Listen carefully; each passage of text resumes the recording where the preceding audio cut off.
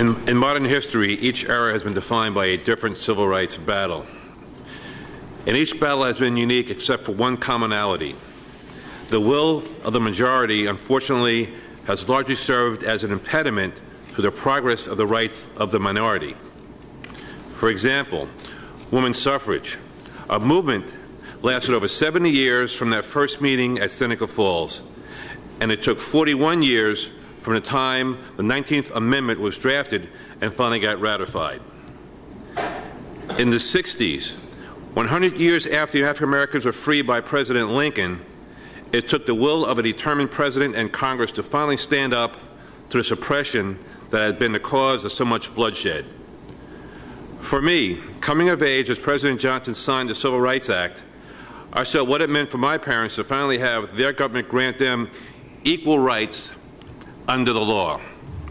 My mother being from the Commonwealth of Kentucky, and my father from Washington, D.C. by way of Lynchburg, Virginia. For same-sex couples, I know how they must feel today. We cannot subject the rights of the minority to a vote by the majority.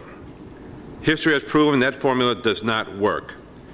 Courageous Americans did the right thing when they fought for the battle for civil rights. And as elected officials, it is our job to protect the rights of any and every minority. This issue has taken center stage in the last few weeks, and it has inspired passionate debate. But what it comes down to is providing equal protection under the law while maintaining everyone's religious freedom. These are two bedrocks of our Constitution, and because I was elected to represent the needs of all my constituents, I will proudly vote yes today. Thank you, Chair. Mr. Gusciore. Thank you, Mr. Chair. I want to congratulate you on operating an orderly debate and hearing both sides of the issue. I did want to make clear that I do respect the opponents of this measure. I think I agree most with Rabbi Rosenberg, who talked about compassion for people he didn't believe, but in the end of the day, he said that all of us were neighbors, and I think that is the kind of sentiment that would be ideal in such emotionally charged debate as this. But it also demonstrated some of the acrimony and the danger that if we actually put this on the ballot, how divisive this would be for our state and how troubling it would be. And I really hope that the governor reverses course. And while he could be opposed for it, I'll still respect him. I would not want an issue like this to be on the ballot. And again, we all know what happened with women's suffrage when it was on the ballot. It was voted down. It was later when the legislature courageously took up the issue again to change. Change is very hard to make, and I can understand a lot of people's fears, and I can understand people bringing in their religious views. You can't help but bring in your religious views. I respect that. This is a free country. But at the end of the day, we're here to make laws, and we have to do what's best for our constituents and weigh the issues pro and con. But at the end of the day, in a representative democracy, that's what we're here to do, to make the tough decision. Fact remains is that marriage has not been stagnant. It's evolved over time. We no longer consider women property. We no longer require dowry. There has been an evolution in marriage. We now recognize divorce as a civil right for those who are married. So marriage has come a long way, and this is just one more advancement in civilization, that we recognize that there are differing views on marriage, differing religious, different secular beliefs. But at the end of the day, I think this is a step forward in advancement of marriage. We talked a lot of compelling testimony. I remember the daughter, Madison, who spoke and wanted her parents to be happy. She wanted to be recognized in a family. And I think we owe it to Madison and those in similar situations that it should be a commitment of love, and that's the definition of marriage. I don't think that has ever evolved. and I think that will remain. We're not going to destroy an institution, but we're actually going to strengthen it. The bottom line is that the state of New Jersey is in the marriage business. When you go to City Hall, when you take a blood test, you are adhering to state law. It's in Title 37. We've set down the parameters of what constitutes a marriage, what doesn't. And so this is a natural thing to do, is to expand the definition of marriage. That's all we're doing. As long as the state is recognizing marriage, as long as the state defines what constitutes a marriage, it is right to include all segments of society, to do it equal and give equal justice to everyone. And that's why I vote yes. That's why I pursue this legislation. I think it's the right thing to do, and it will come a long way to put everyone on an even playing field and recognize what's the greatest part about this country: liberty and justice for all. Thank you, Mr. Chair. Thank you, sir. Mr. Caputo. Well, first of all, I want to congratulate the prime sponsor, Reed Luciara, who has fought very hard to have this legislation come not only before this committee, but obviously after this vote, possibly come before the General Assembly. I also want to congratulate the chairman for conducting a very civilized meeting, and I want to congratulate the people that testified for participating. Whether you agree or disagree with the positions, I think it was handled in a very, very classy way. All of us have our ideas about this particular issue, and I think Reed is right. Things have changed. I think people have changed their mind originally from when this legislation was first proposed.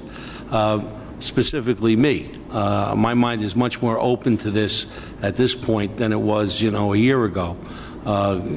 Being of an age where this type of prejudice was very, very prevalent, it has come a long way. Society has progressed, and I think everybody does have a right to express themselves in a way that may not be mirrored in terms of the history of their parents or peers that they interacted with in their past. I see this as a moment of truth for most of us to deal with this issue face to face. The testimony that was given is very moving by both sides, but I'm very, very optimistic about the future of this legislation. So I'm going to support releasing this bill today. I'm very proud to do so. Thank you. Ms. Chiano. Thank you, Mr. Chairman, and thank you so much for chairing a wonderful meeting. It has been great to have both sides and to have a civilized meeting. Sometimes issues that come so close to the heart can become uncomfortable and name-calling. Thank you for the opportunity to speak. I want to thank the people who actually came to testify today. And I know there's a lot of people who wish they were here to testify. And I especially want to thank the young adults who testified, and to all the Madisons that are out there. You matter, your family matters, and as someone who was raised by a single mother in the 60s and who saw what happened when she was a person that was divorced, who moved into a neighborhood, who happened to think that because a family of Puerto Ricans were moving in, it was a problem, and had a neighborhood meeting because we were moving in. For all those, I just want to tell you that remember the lessons that your family has taught you. It will help you throughout the years. And no matter what statistic you are considered or what name you may be called, it is the strength of your family. As non-traditional as people may think it is your family, and you have a right to your family and a right to be proud of who your family is and what they believe in. You know, our citizenry elected representatives to come to Trenton and to vote on important issues. And we do that every week here. We vote on legislation regarding tax and budget policies. We vote on bills regarding veterans, seniors, disabled, women, small businesses, and our children.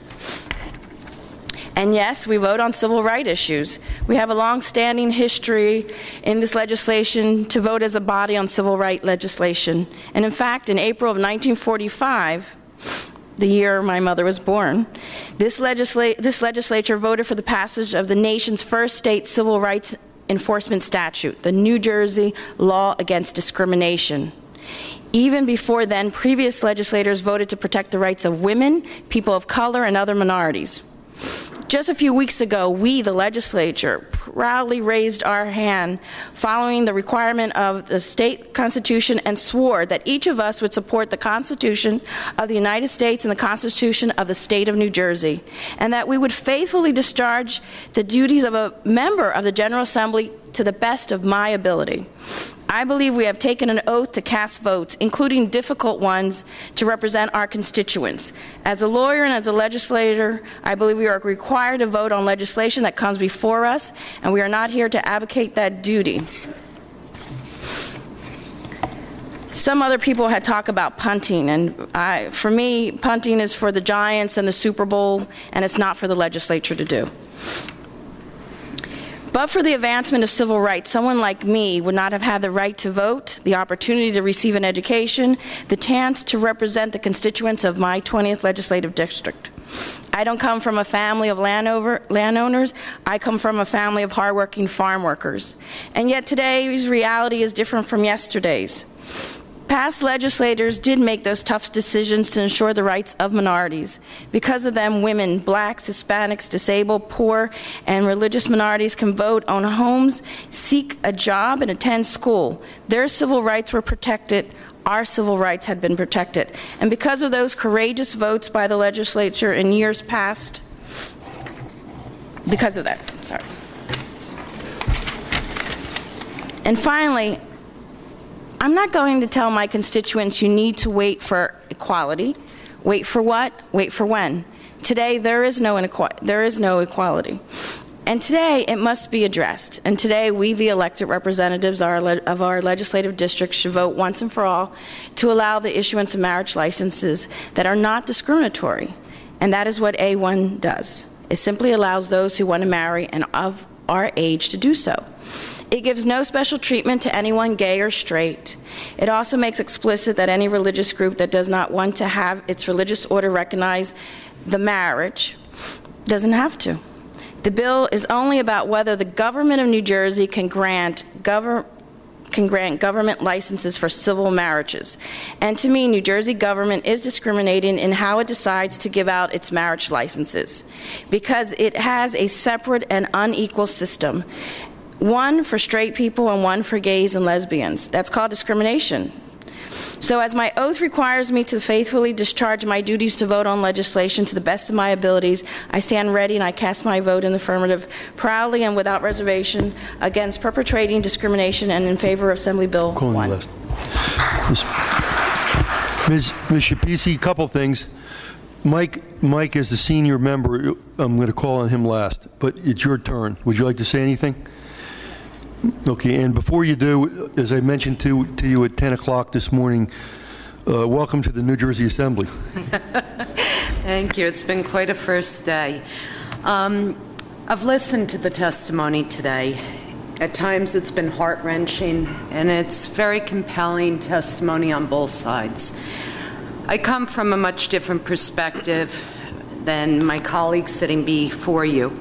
As mentioned, today is my very first day, my very first committee, my very first elective office, and this is an incredibly important topic. Unlike my colleagues, I was not sitting here a couple of years ago. I've never had the opportunity to hear prior testimony. Indeed, I've had a total of 4 days to digest an issue of what I believe to be the utmost importance. Now, while I was campaigning, and I also have a unique situation with campaigning, I gave birth in July. Several days later, I decided to join and started campaigning. So my entire start to finish has been less than 6 months. And during that time, never once was this issue raised.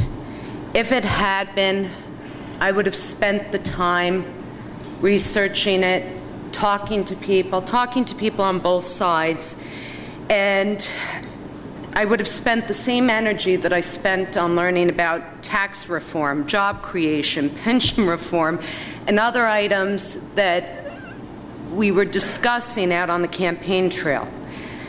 The first time I heard that this was going to be the primary issue was actually at my swearing-in 2 weeks ago. Prior to this date, in all honesty, I had no idea that there were any issues with the civil union law in the state of New Jersey. I thought, as a layperson, that the civil union bill was working.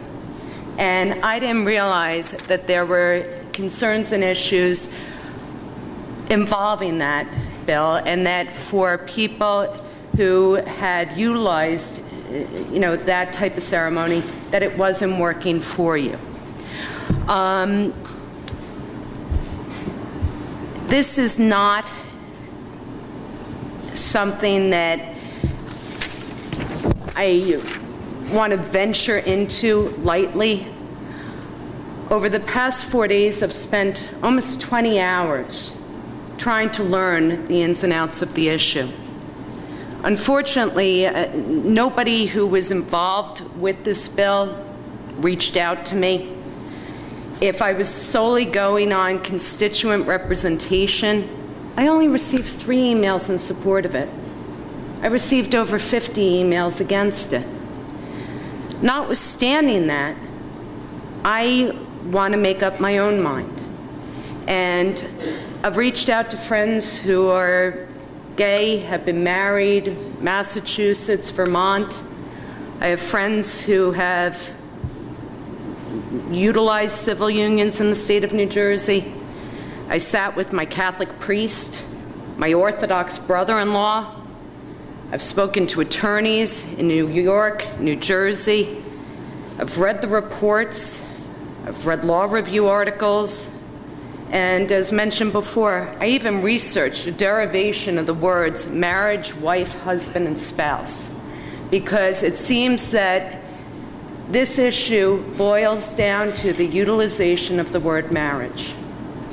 And for people in the religious communities, it's a very deep-seated concern about the utilization of the word marriage. And for people who are in the gay community, it's very important for them to utilize the word marriage. Now, in trying to be progressive and trying to understand the issues that I was reading about, and trying to take it out of the political arena and take it out of being a political hot potato, but trying to actually get to a solution that addresses the concerns of the gay population, as well as taking into consideration the concerns of the various religious groups that we have to acknowledge. I started talking to people about potentially a new concept that is not just applicable to the gay community, but that's applicable to myself, that's applicable to heterosexual couples, homosexual couples, transgender, however you want to do it, and just call all of us, have, if we utilize the civil instead of religious, have it be a spousal law. And, it's something that I think, if it got explored, could potentially work. And I know that, there's a want to push this through quickly. I don't know exactly why it's, being pushed so quickly. For the record, I am 100% in favor of equal rights for all couples. I have concerns regarding refusals to discuss any concept other than the word marriage. I do believe we can create a system which provides all of the protections for the issues that got testified to today. I'm a Catholic married to a Jew. I couldn't get married in my church because I was marrying a Jew. I knew that was something I couldn't do. I also chose not to take my husband's last name. So for a lot of things that got put forth today, I've actually had to prove the nature of my relationship when seeking health benefits. I've been in the hospital with my husband and had people say to me, well, you have a different last name. Who are you? So I actually do understand those concerns, and I do understand the inequalities of having somebody question the nature of your status and your relationship with one another. I do think that, putting forth marriage as a cure-all, I don't think that necessarily is the cure-all. I think we need to educate society. I think we need to, maybe have a generic term where people can't question the nature of your relationship. And if, somebody comes in and says, this is my husband, well, how is that your husband? You're male, you're male. If you say spouse, guess what? An employer can't ask. It takes away all questions about where somebody is coming from. But I understand that, that may or may not work. I understand being asked today to make a decision. I do believe that we are not giving enough credence to the people of the state of New Jersey. Every single study over the past 6-7 years has indicated that a majority of the population is in favor of gay marriage. So I don't understand the grave concerns about making it a ballot initiative. But once again, I've had 4 days to wrap my arms around this. So I will stop talking at this point. Thank you. Mr. Carroll. Thank you, Mr. Chairman. I will be very brief, as my opinions on this subject are fairly well known. While I respect the passion of the advocates of changing the definition of marriage and fully understand the psychological benefits of such definitional change, I am not persuaded that society will reap any benefit from such definitional change. Assemblyman Gusciora is right. We are in the marriage business.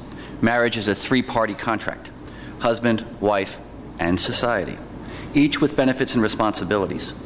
I've listened carefully to the testimony today, Mr. Chairman, and I remain unpersuaded that one party to that contract, society, will benefit all by changing the definition of marriage. I cannot support this measure. Thank you very much.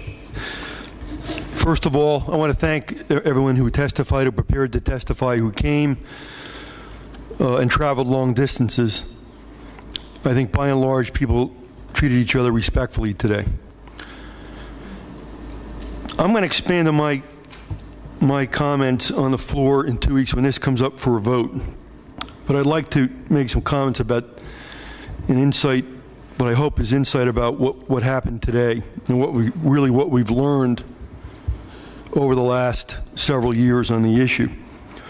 First and foremost, I think it's our duty as legislators to tackle the difficult issues, whether we would agree or disagree. So often our fellow citizens lose respect for us, or perhaps never even had respect, because there's a perception that their elected officials at the state level and the federal level duck the tough issues, don't want to take on marriage equality, don't want to take on the issue of capital punishment, the issue of property taxes. It's always been my position that it's our job to do that. We're elected to do that. We're not elected to run and hide. We're not elected simply to cover our own reputations or our own political futures. This is what the people have sent us here to do, to grapple with the issues and to determine what we think is the best thing. I was impressed with Holly's comments because, as I was with all of my colleagues, but I impressed because she's new, and in her presentation I sensed a certain struggle to really try to find what is the right determination, and I respect that. Tradition is not always good. If you look at tradition in our country, tradition has not always been good. It has not always been fair. When we think back just 50 years ago, 40 years ago, African Americans in the South were not allowed to eat at the same lunch counter. We're not allowed to attend the same schools. We're not allowed to ride the same buses. Not that this issue alone is a civil rights issue. I believe it is, but I agree with Mr. Quinlan that evaluation alone doesn't get us there. I'm really talking about the issues because tradition can't control our vote. People like Michael Patrick Carroll, who are legal scholars, could tell you that our own Supreme Court 100 years ago, our Supreme Court, the best and brightest minds of the day, actually prepared a decision that said separate but equal. That's fine. No problem. The civil union is not working. We've long known that it's not working. You need to look at the opinion written by Justice Barry Albin that we've heard so much about today.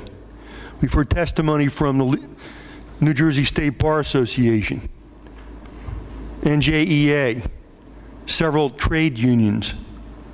We've heard testimony from a wide variety of sources, I would say unprecedented actually, that the civil union laws, whether we want to agree or not, are not working. So what was designed to happen 3 years ago, 4 years ago, has not worked. I don't think reasonable minds can even disagree on that. There are different positions, and this is what's particularly troubling for me as a Catholic, as a person who does try to follow my faith. I have really struggled with this over the last 5 years. And religion does enter into my mind. I think Reed's right. You can't throw out how you were born and what you were raised with, the values you were raised with. But what's difficult for me is I hear eloquent people, perhaps not Catholics, we have to be candid with that. But we hear eloquent testimony from Lutherans and Presbyterians on both sides, United of Christ of Church, conservative and Reformed Jews. I was particularly touched with the comments of Rabbi Rosenberg. I don't know if he's in the room today. And he was really good, because I felt that this is a person who was on the other side but had a heart and was really trying to be kind-hearted about his evaluation. So even Christian faiths and Jewish faiths are not on the same page, and that troubles me. I will absolutely be voting for this out of committee today, and I am absolutely leaning in favor of supporting this on the floor, where I intend to make my thoughts and thinking on the issue a lot clearer and with more preparation. But with that, may we have a roll call? Thank you. Assemblywoman Shapezi. I said, ma'am. Do I just press? Okay. Okay. No. No. Okay. Thank you. Assemblyman Carroll. No. Assemblyman Gishora. Yes. Assemblyman Johnson. Yes. Assemblyman Caputo. Yes. Assemblywoman Quijano. Yes. Assemblyman Barnes. And before I vote, I'd like to also thank Miriam. I understand I did not thank Miriam. Yes. Thank you. Thank you very much. The meeting is adjourned.